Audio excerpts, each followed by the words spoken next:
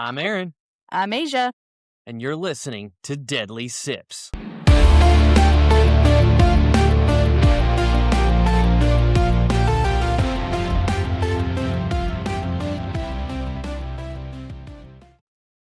Guys, we have a new guest on the show today. His name is Will. Yeah. Hi, Will. Give it up for How you Will. doing? How you doing? Thank God for having me here.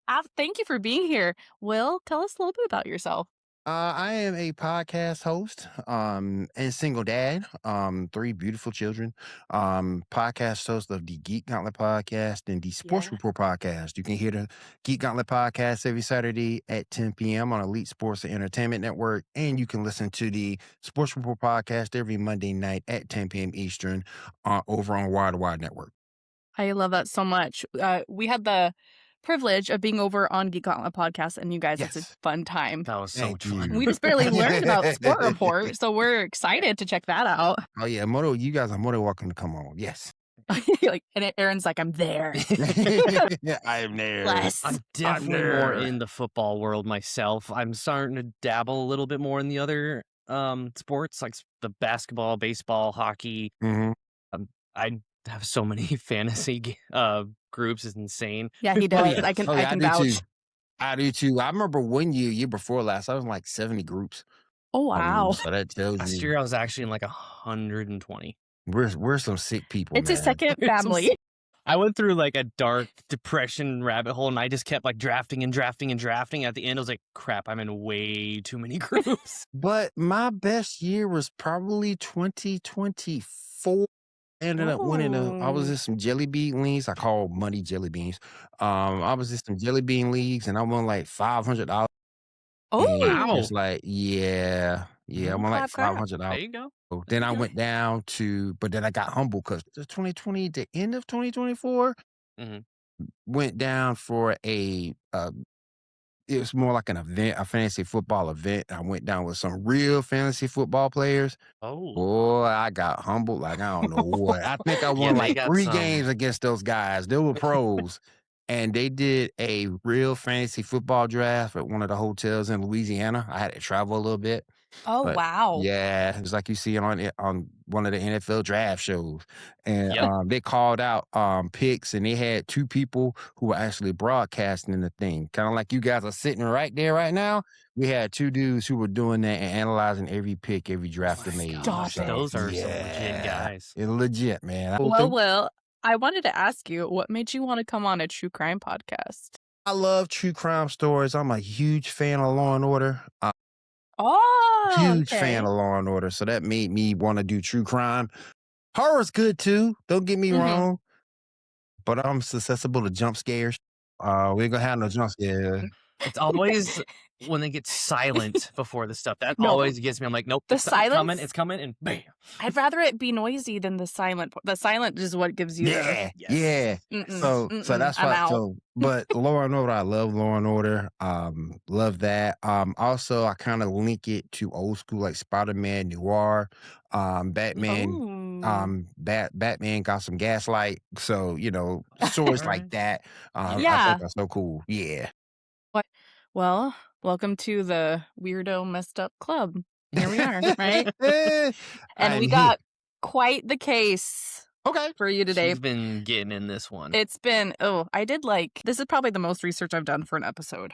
Wow. It's been quite intensive. Yeah, she had to dial back. That's how crazy it was. Yeah, I had to be like, step back for a minute.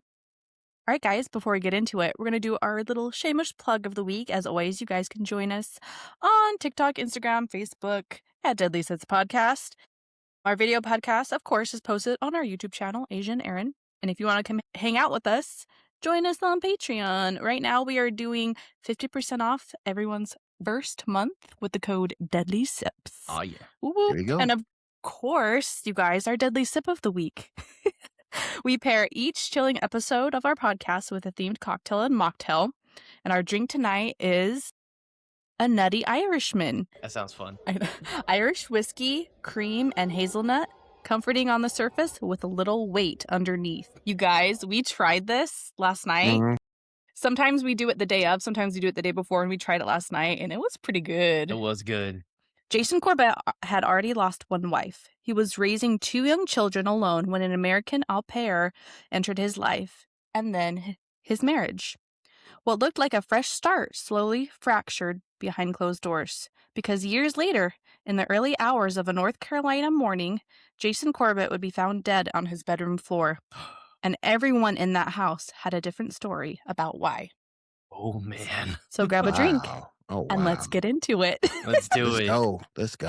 I'm so Wow. excited. Okay. I Let's don't know go. anything about this as well. Like, You coming in blind. I'm coming in blind. Mhm. That's what we do. We Okay. make sure each other is blind to what's coming in, so it's all real, all Okay. authentic. Okay. So I'm with you, Will. We're seeing what's going to happen here. Ooh, let's see. All right, you guys, let's get into it. Jason Corbett grew up in Limerick, Ireland. He was described as being very charismatic, happy, and always had a smile on his face. He was known locally as a hardworking, true. Am I saying Limerick right? Is it Limerick? I think you're saying it right. Yeah. Okay. If I'm saying it right or pronouncing it wrong, I apologize. But Let he us know. was known as a true Limerickman. He loved his Irish culture and people. He grew up in the area. He attended local schools, and then he later pursued a business management training degree. He worked his way up in multi-packing solutions, and he started as a machine operator, and then he later became a plant manager for the company in Ireland. Solid. His coworkers described him as confident, fair, inspiring, and somebody who generally cared about people. He was loved by his community, and he had a brother and a sister, but he was very close with his sister. They just had a really strong relationship. So he was a businessman, and he eventually found the love of his life. He was married to Margaret, or Mags Fitzpatrick. Okay. Everybody said they just fit together. They were soulmates, and they just clicked. There's love at first sight. They had a son named Jack, and not too long after, they had a daughter named Sarah. Everybody said he was a deeply devoted father and husband, and that he was just made for that life. He was the true family man. He loved it. Sadly, however, that happy family dynamic came to a halt when in 2006, a few short months after giving birth to their daughter, Sarah, Mags tragically passed away from an asthma attack in the hospital. Oh, no. An asthma attack? Yeah. Wow, that had to be some asthma attack. Yeah. We'll 2006, get into wasn't that. Had to be one hell of an asthma attack. Yeah. The one thing about this case, when I was researching it, this is one of those cases where notoriously there's a lot of divided opinions. And you'll kind of see why. Of course, I have a theory, but we'll get into all of everything at the end. So at this point, obviously that was devastating for him. He lost his wife. He was left a widowed father of 2 at the age of just 30. He was devoted to his children and tried hard to give them a stable home, and he would even constantly visit Mag's grave, and he would write cute little letters and try to bring his children there just to keep her memory alive. Right. Oh, that's sweet. Yeah. I mean, as a single dad, you have to rely a lot on people around you in your community. You do. So, yeah. You do. He relied a lot on his family. So his son was 3 years old and his daughter was around 18 months at this time. He decided to join an au pair agency. And this is where we meet Molly Martin. Now, my uneducatedness, what is au pair? An au pair is generally somebody who is usually from out of the country. Okay.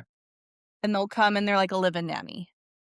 Oh. They'll exchange work for Okay. room and board and a little bit of a fee, but they usually tend the house, watch kids. Okay. So for him, it was the perfect situation. Right. I know a couple people who did that when I went to Brazil. They came over to the U.S. to do that.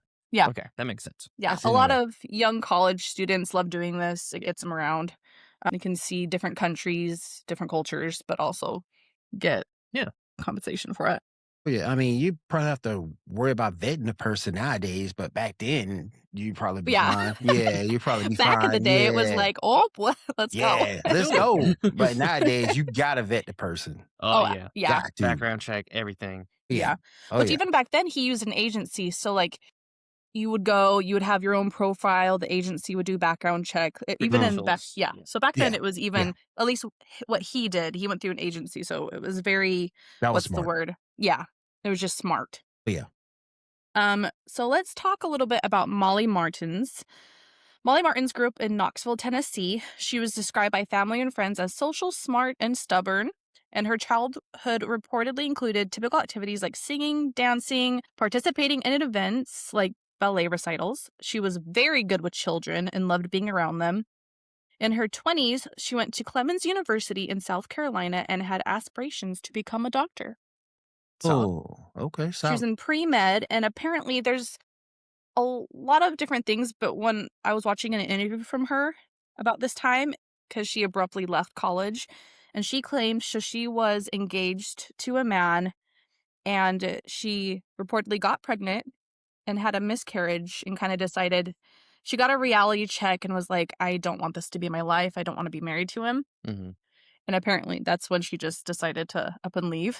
Oh, wow. But the kicker here, too, that I saw is that she just ghosted him. She didn't even tell Oh, my God. the guy. She just up and left. No, she's like, bye. She was just Bye. engaged, Oh, right? She was wow. engaged. She didn't even say, she just left. That's crazy. Oh, my God. That's crazy. And I'm like, I can't. Like, I know for me, my people-pleasing self, I couldn't imagine doing that. That's crazy. My dad had actually a similar story when he was engaged with that. Wait, what?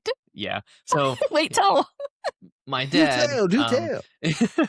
So my family, they're from the LDS church, the Mormon church, and he had served a mission out in South Carolina where he met my mom, my current mom. Mm. And when he came back, I can't remember if it was before the mission or when he came back from the mission, he was engaged to another girl. Yeah, he was. So I think it was actually, Yeah. it had to be after because they can't get engaged before they go on a mission. He flies back because he wanted to visit his place that he went on his mission. And my mom was going to Idaho for school. And so he picked her up, or like they met up and said, oh my gosh, I live in Nevada. Maybe I take you with me. I drop you off in Idaho and I go down to Nevada afterward. And somewhere on that trip, well, he fell for on his mission, fell for her even more during the car trip. So basically when he got to Nevada, he ghosted in those days, back in the 70s, 80s. So like left her and then just completely pursued my mom. Stop. Wow. Sorry, a little side tangent there. Oh, no. It's good. We love it. We love side tangents. We welcome them. So yeah, with Molly Martens at this point, she chose au pair because obviously her connection to children, and she also wanted to kind of get away and just take some time for herself after that happening. And she said she saw Jason's profile through the agency, and she immediately felt a draw to him and the kids. He was widowed with 2 babies. She saw these kids without a mom, and she kind of wanted to fill that void. So things worked out. She moved to Ireland. She was hired, and she quickly bonded with the kiddos. Sarah, the youngest, she quickly started calling her mom. Okay.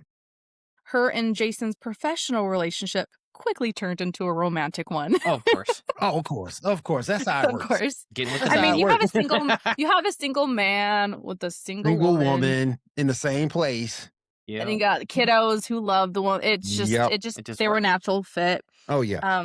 Jason wrote to Molly early on expressing how happy he was to have her and how special she made him feel. And friends and family recall that for the first time since Mags had died, that Jason genuinely seemed happy with Molly, Oh. which helped kind of deepen the connection cool. between them. Like everybody was That's very cool. supportive. They said, oh, like, we're just happy for him. He went through this horrible thing and he did. Of course he deserves that. Like a new beginning. Jason, even though he really liked Molly, he wanted to take things slow. Understandably so, because of your babies. They just went through this horrible thing. Right. This trauma, and he didn't want to put them through anything in case things don't work out. But Molly was very pushy. She was very serious. And she knew she wanted a family, so just reading kind of the messages between them, they had completely different tones about their relationship, but they did decide to make the next step, and they became engaged in February of 2010. They made the decision to relocate to the U.S. to start fresh, and at this point, they had been together for 2 years. They decide they want to get married. They get engaged, and they move to Meadowlands, North Carolina in 2011. Tar Heels. Tar Heels. There We you love go, North Tar Carolina. Heels, baby. Chapel Hill, baby. There we go. That's there right. we go. The kids were super happy. They loved their time in North Carolina and they loved their friends and their school. Sarah, in a later interview, she was like, everything is so small in Ireland, and coming to America, she remembered her house being like a mansion. She was just really excited. You know, when you're a kid and everything's yeah. just Yeah. big and fun. So it's a new and exciting time for them. Everybody, Jason's family in Ireland and all of her family, they traveled to Tennessee for the wedding. The day before the wedding, everybody says it was just a big party. Everybody seemed very happy, just getting a new start in life. They went to NASCAR, they had barbecues, they partied, and just had a grand old time. It was a wedding. Who doesn't want to party at a wedding? Exactly. Um, I'm crashing it. Oh, yeah. Exactly. I'm crashing. I'm there. crashing it. I'm on the dance floor for sure. Heck yeah. However, the day of the wedding, we kind of start finding some red flags. Oh. So Jason's sister, Tracy, if you remember, her and Jason are very close. Mhm. She was speaking with the maid of honor, and they were having this conversation. And she tells Tracy that before Molly left to Ireland, she was saying, "Oh, I'm so excited to go out there and help out my godchildren because me and Mags were childhood friends," which that was 1,000% false. They were not friends. So it's just a weird thing to lie about. So that kind of, in Tracy's brain, just kind of like, oh, that's weird.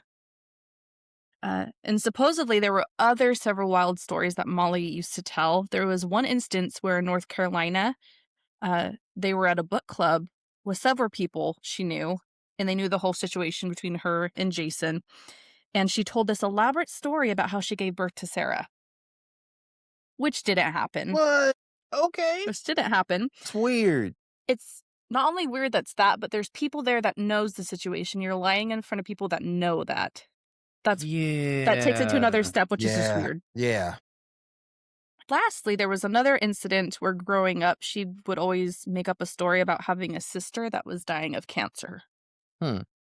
She just weird instances of lying. During their relationship, they did have a lot of custody and adoption issues. Molly pushed a lot to adopt the kids. To her, these were her kids. This was her family. And it seemed like Jason was kind of dragging his feet. They talked about it and he kind of wanted that for them, but for some reason he just didn't want to. He would just say things like, "Oh, it's just a piece of paper," and "Oh yeah, I'll look into it," but he never really did. But turns out he did talk to a lawyer about it. He started to get the process going, but he wanted to make sure that he got his rights to keep the kids over Molly if they ever got in a divorce. Oh, yeah. Okay. Yeah. Yeah. Which is like, Yeah. of course, Yeah. like you want to protect that first over anything else, especially where you're their biological dad, which a good dad should do. Yeah. But one weird thing is that Molly visited a divorce lawyer just months into their marriage to discuss her rights to custody. She claimed she was going to go visit just to talk about adoption. Mm-hmm. Why would you go to a divorce attorney about adoption? Exactly. Come on, It's man. one of those like Exactly. it Yeah. sounds like a Black Widow situation almost. Yeah, Be it like, does. oh, like you take over everything of that life and go to the next one. You start getting too included. And you start taking things and getting everything put over. Then deal. The next one, kill. The next one, kill. Just you wait. Ooh. I'm just kidding. Well, not really, but kind of. So this is where we start seeing instances where the marriage kind of starts to unravel.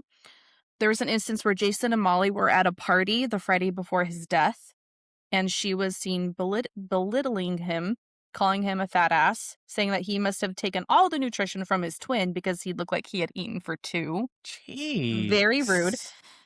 And of course, Jason appeared to be withdrawn and unhappy during the party, and he left home early that night. Jason had also apparently, at this point in their marriage, been talking to his sister Tracy and his best friend back home about coming back to Ireland.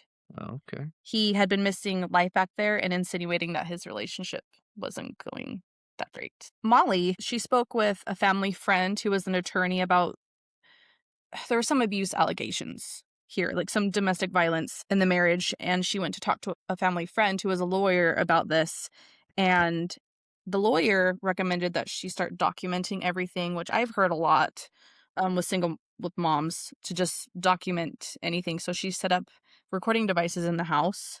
Oh. She set one under the coffee table, underneath the counter, like on her nightstand. And also to kind of document anything dealing with motherhood, just so she can have proof of that for custody. And also the kids claimed that Sharon, which it was Molly's mom, so it's their grandma, she secretly gave them her phone number. You know those Russian dolls? Yeah. She wrote her number on the bottom of that and put it in the kids' room. I don't think I've ever seen one of those. Like one of those that like they pop off as a smaller one, and they pop off and go the next Oh, one okay, down. okay. Yes. The Russian Exactly. nesting dolls, I think they're called. Yeah. That's Okay. Russian nesting dolls. Exactly it. Okay. So the grandmother put her phone number under there, and she came up with a password for the kids. Oh. They each had their own password, so that way they could call if anything was going on. Okay. And the mom would come and pick them up. But they lived in Tennessee. Yeah. So it's kind of weird. So there's kind of speculation here if like Molly's protecting herself or if she's preparing kind of for something else. Now, the day of the murder. Oh. The day of the murder. The juicy stuff. The juicy stuff. That's right. Yeah. Yeah. Let's see. I mean, really, no, but you know. Yeah, right. Nay. So on August 2nd, 2015, this is more so from Molly and her dad's side, Tom. So at Jason and Molly's house, in their household at the time, there was them, Jason and Molly, the kids, Jack and Sarah, who were 10 and 8 years old at this point, and Molly's parents were visiting from Tennessee. His name's Tom and Sharon. Okay. Supposedly, they drove from Tennessee to spend the night. And they said they didn't have anything better to do, and they just wanted to come visit their kids. According to Molly, they all went to bed that night, and supposedly Sarah had a nightmare. And she woke up sometime around 3 o'clock in the morning, and she went into her parents' bedroom like kids do when they have a nightmare. So Molly claimed that Jason got mad at the fact that he had been woken up. He was just very irritable. Molly got up and helped Sarah back into bed. And she claimed that when she got back, Jason freaked out at her for waking him up and he started choking her, which apparently she said had happened multiple times before. But he started choking her and it got to the point where she couldn't breathe. Wow. And there was an instant or a moment where he let go enough for her to scream. So she screamed. And Tom and Sharon were sleeping in the basement and they heard thumping going on upstairs and they woke up to the scream. Oh my. So Tom gets up, goes upstairs, he grabs a bat that he sees laying out and he heads upstairs. Which I always hear these stories. I'm like, who has a bat? Right.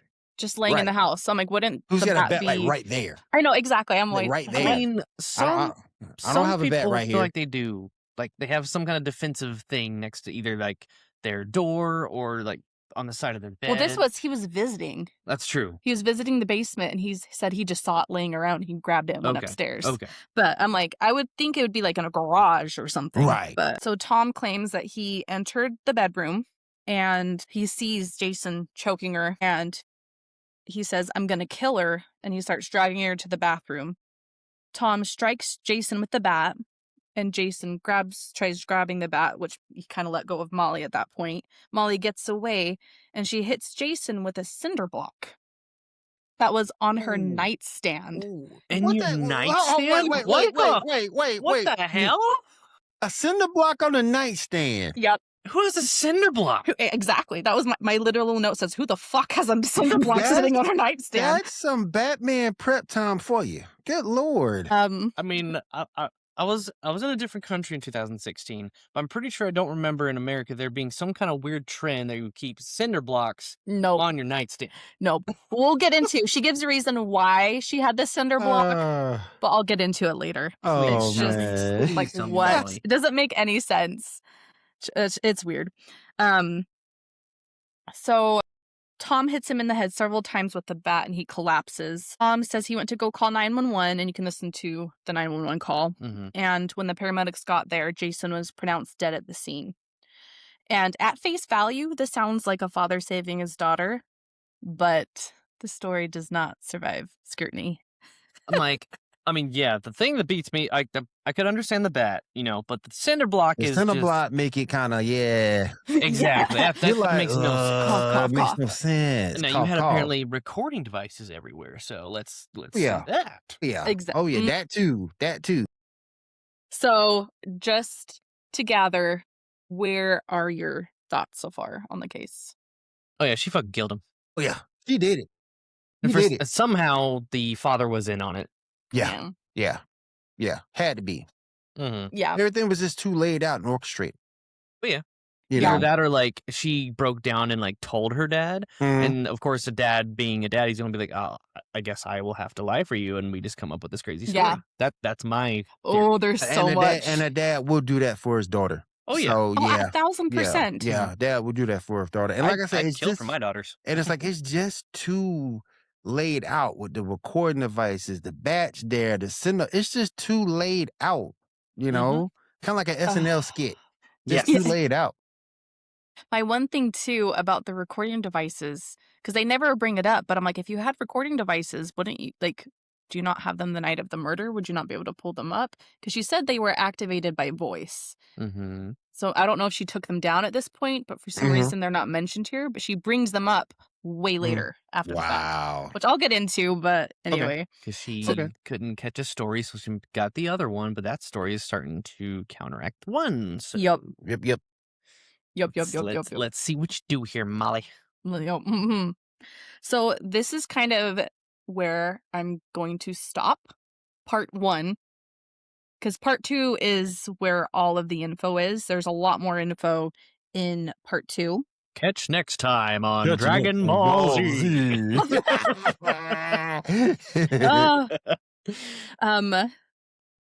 So yeah, I know it's hard to stop right there in the thick of things. Yeah. But we'll see you guys in the next episode. It'll be fine. For us, it's going to be like 2 minutes. But for you guys, it'll be a little longer. But it's okay. It'd be all right. It'll be all right. We'll get it. Oh, it's a crazy case. It's a crazy case. And I'm excited to get into it. So for all you fellow sippers who have made it this far, thank you for being here. We appreciate you.